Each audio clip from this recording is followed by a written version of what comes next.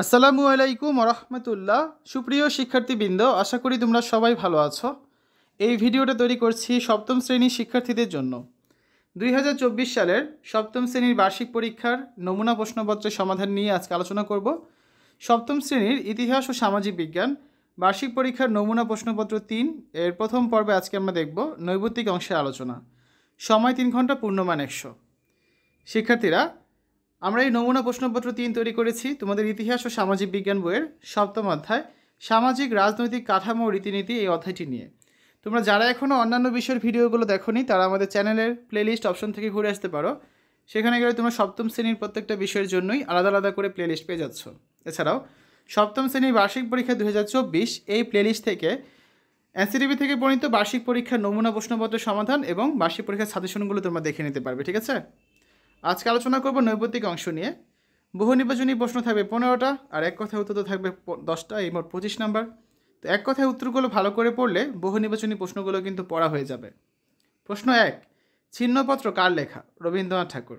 2, কোনো ভালো কাজ করা হলে আমরা কি করি? মিষ্টি মুখ করি। 3, পহেলা বৈশাখে কোন ঐতিহ্যবাহী খাবারটি আমরা খেয়ে থাকি? পান্তা ইলিশ। 4, বাসায় অতিথি এলে আমরা কি করি? আপ্যায়ন করি। 5, সমাজে যারা সংখ্যায় কম তাদেরকে কি বলে? সংখ্যালঘু। 6, সমাজে যারা সংখ্যায় বেশি তাদেরকে কি বলে? সংখ্যাগরিষ্ঠ। 7, কোন সম্প্রদায়ের বিয়ের সময় ছেলেকে গাছের উঁচু ডালে উঠে বসে থাকতে হয়? বেদে সম্প্রদায়ের। 8, মারমারা পানি খেলা খেলে কোন উৎসবে? সাংগ্রাই উৎসবে। 9, সাধারণত কোন দিনে আমরা কেক কাটি? জন্মদিনে। 10, মানুষের আচার ব্যবহার কেমন হবে তা ঠিক করে দেয় কোন প্রতিষ্ঠান? সমাজ। 11, যার মাধ্যমে আমরা কোনটা ভালো কাজ আর কোনটা খারাপ কাজ বুঝতে পারি তাকে কি বলে? মূল্যবোধ। 12, যে নির্দেশ মানতে চায় না সে নেতৃত্ব দিতে পারে না, এটি কোন দেশের প্রবাদ? আফ্রিকার। 13, যে ফুল উপহার দেয় তার হাতে কিছুটা সুগন্ধ লেগে থাকে, এটি কোন দেশের প্রবাদ? চীনের। 14, 10 মিলে করি কাজ হারি জিতি নাহি লাজ, এটা কোন দেশের প্রবাদ? বাংলাদেশের। 15, বাংলাদেশের আইনসভার নাম কি? জাতীয় সংসদ। 16, জাতীয় সংসদকে কতটি নির্বাচনী আসনে ভাগ করা হয়েছে? 300টি। 17, জাতীয় সংসদে সংরক্ষিত মহিলা আসন কতটি? 50টি। 18, আইন তৈরি ও সংশোধন করে কোন বিভাগ? আইন বিভাগ। 19, রাষ্ট্রের মধ্যে আইন প্রয়োগ করে কোন বিভাগ? শাসন বিভাগ। 20, কেউ আইন ভঙ্গ করলে তার বিচার করে কোন বিভাগ? বিচার বিভাগ।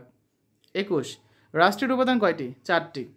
22, রাষ্ট্রের সব ইচ্ছা বা কাজ কে বাস্তবায়ন করে? সরকার। 23, জাতীয় সংসদ নির্বাচনের আয়োজন করে কে? নির্বাচন কমিশন। 24, রাষ্ট্র তার সব ইচ্ছা বা কাজ কার মাধ্যমে বাস্তবায়ন করে? সরকারের মাধ্যমে। 25, রাষ্ট্রের প্রকৃত মালিককে? জনগণ। 26, কাকে প্রথম আধুনিক বাঙালি বলা হয়? রাজা রামমোহন রায়কে। 27, রামমোহন রায়ের পদবী কী ছিল? সমাজ সংস্কারক এবং সাহিত্যিক। 28, রামমোহন রায় কত সালে জন্মগ্রহণ করেন? 1772 সালে। 29, রামমোহন রায়কে ঠাট্টা করে অনেকে কী নামে ডাকত? মৌলভী রামমোহন। 30, কার উদ্যোগে সতীদাহ প্রথা বন্ধ হয়? রামমোহন রায়ের উদ্যোগে। 31, সতীদাহ প্রথা বিলুপ্তকালীন সময় ভারতবর্ষে গভর্নর কে ছিলেন? Lord William Bentinck. 32, বাংলা গদ্যের সূচনা করেন কে? রাজা রামমোহন রায়। 33, কোন প্রথায় স্ত্রীকেও স্বামীর চিতায় পুড়িয়ে মারা হতো? সতীদাহ প্রথায়। 34, কখন সতীদাহ প্রথা নিষিদ্ধ আইন পাশ হয়? 1829 সালে 4 ডিসেম্বর। 35, ফেব্রুয়ারি মাসে কত তারিখে আমরা শহীদ মিনারে ফুল দিয়ে থাকি? 21 তারিখে। 36, 10 মিলে করি কাজ হারি জিতি নাহি লাজ, এটি কোন মূল্যবোধের অন্তর্গত? একাত্মতা মূল্যবোধের অন্তর্গত। 37, রাষ্ট্রপতি নির্বাচিত হয় কাদের ভোটে? সংসদ সদস্যদের ভোটে। 38, প্রধানমন্ত্রীকে নিয়োগ দেন কে? রাষ্ট্রপতি। 39, বাংলাদেশের নাগরিকরা ন্যূনতম কত বছর বয়সে ভোট দিতে পারে? 18 বছর বয়সে। 40, সরকারি কয়টি বিভাগ রয়েছে? 3টি বিভাগ, আইন বিভাগ, শাসন বিভাগ এবং বিচার বিভাগ। তো এই হচ্ছে আজকে আলোচনা। আগামী ক্লাসে আমরা রচনামূলক অংশের সংক্ষিপ্ত প্রশ্নের উত্তরগুলো নিয়ে আলোচনা করব, যেগুলো তোমরা দেখবে দ্বিতীয় পর্বে। শিক্ষার্থীরা, এতক্ষণ তোমরা দেখলে সপ্তম শ্রেণীর ইতিহাস ও সামাজিক বিজ্ঞান বার্ষিক পরীক্ষার নমুনা প্রশ্নপত্রের সমাধান। আশা করি ভিডিওটা তোমাদের কাছে ভালো লেগেছে। পরবর্তী ভিডিওগুলো দেখার আমন্ত্রণ জানিয়ে আজ এখানে বিদায় নিচ্ছি। আল্লাহ হাফেজ।